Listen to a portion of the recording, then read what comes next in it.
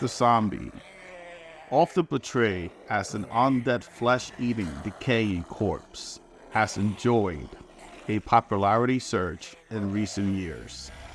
Whether they are devouring their prey in The Walking Dead or getting their groove on in a Michael Jackson Thriller video, zombies dominate pop culture. But are zombies real? Unlike many other monsters, which are mostly a product of superstition, religion, and fear, zombies have a basis in fact, and several verified cases of zombies have been reported from Haitian voodoo culture. Welcome to Myth, Legends, and Truth. My name is Bart, and here is a table of contents. Today we're going to focus on a couple things. 1. Zombie traits. 2. Origin of zombies. 3. Zombies and voodoo, which is one of my favorite topics. 4. Real zombies reported in medical journals. Yes, it does exist. Zombies in pop culture. And finally, one of my favorite ones are zombies in the Bible. My name is Bart once again, and please like, comment, and subscribe to our channel. And let's get started. Zombie trait. A zombie, according to pop culture and folklore, is usually either a reawakening corpse with a ravenous appetite or someone bitten by another zombie infected with a zombie virus. They are usually portrayed as strong but robotic beings with rotten flesh. Their only mission is to feed. They typically don't have conversations, although some may grunt a little. Origin of zombies. The ancient Greeks may have been the first civilization terrorized by a fear of the undead.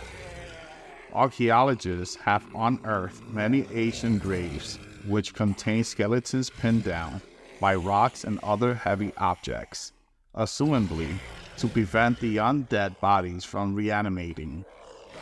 Zombie folklore have been around for centuries in Haiti, possibly originating in the 17th century when West African slaves were brought in to work on Haitians' sugarcane plantations. Brutal conditions left the slave longing for freedom. According to some reports, the life, or rather afterlife, of zombie represented the horrific plague of slavery. Zombies and voodoo. Voodoo is a religion based in West Africa and practiced throughout Haiti and the Caribbean, Brazil, the American South, and other places with African heritage. Many people who follow the voodoo religion today believe zombies are myth, but some believe zombies are people revived by a voodoo practitioner known as Baker.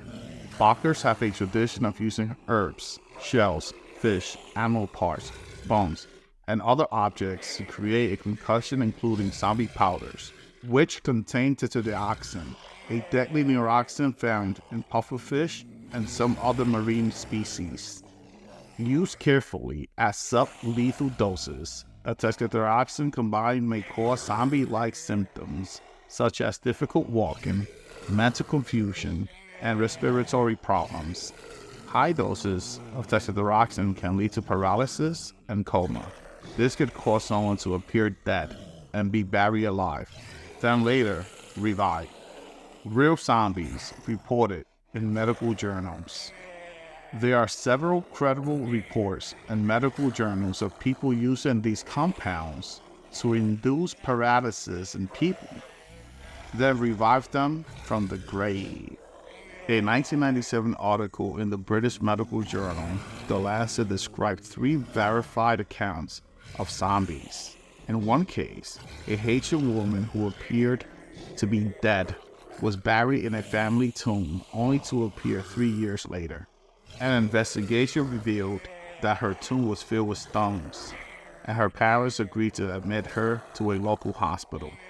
In another well-documented case, a Haitian man named Clarius Narcisse entered a local hospital with several respiratory problems in 1962. After he slipped into a coma, Narcisse was declared dead, was buried shortly thereafter. But 18 years later, a man walked up to Angelina Narcisse in a village marketplace, insisting she was his sister. Doctors, town people, and family members all identify him as Clarius Narcisse, who claimed he had been buried alive, then dug up and put to work on a distant sugarcane plantation. Zombies and pop culture. According to The Undead 18th Century by Linda Trust, zombies appear in literature as far back as 1697 and were described as spirits or ghosts, not cannibalistic fiends. They arrived on the film scene around the same time as their monstrous peers, Frankenstein and Dracula, with the 1932 release of White Zombie.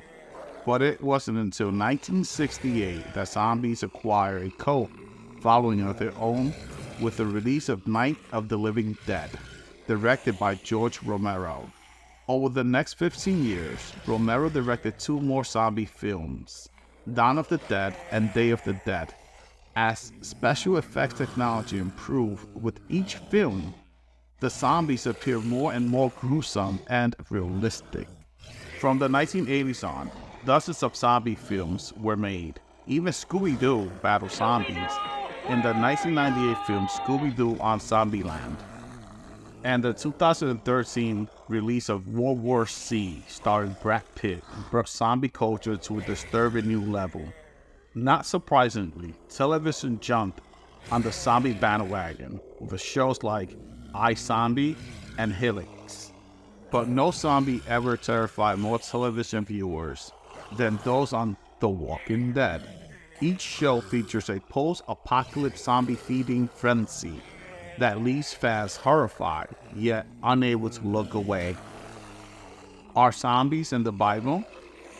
The modern-day carnivorous zombie is not in the Bible, but there are many references to bodies being reincarnated or resurrected, which may have inspired zombie myth throughout history.